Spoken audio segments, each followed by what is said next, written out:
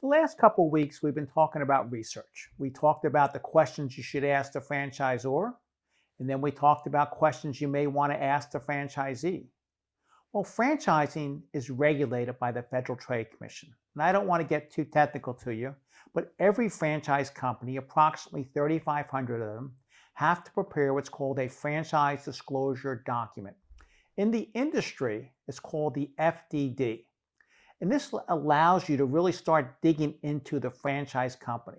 You're starting to get into a more serious form of research.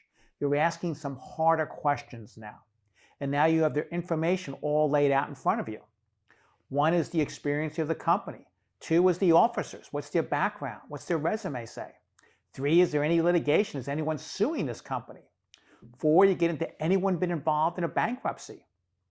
Five, six, and seven really detail the investment levels. Where's my money going? You told me I got to invest $150,000? Where am I going to put that money? Where's it going for? Marketing, working capital, franchise fees? Who gets that money? Then you get into the obligations. Your obligations towards yours, your obligations if you sign the agreement. In Section 12, you want to talk about territory. Is it exclusive? Is it protected? When you look at territory, you want to know the demographics. If you're doing an education franchise, well, how many children in your territory between the ages of 5 and 16 with a household income of over $100,000 that can afford your service? Section 19 is called the earnings claim. What can I make? What's my return on the investment?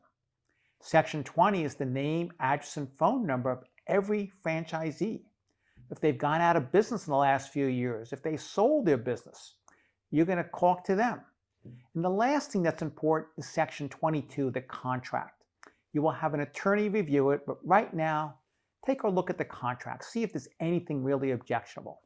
And again, I'm Jack Armstrong. I'm going to continue talking about some research, but if you have more questions on this, use the QR code, call me, text me, whatever. I'd love to chat with you.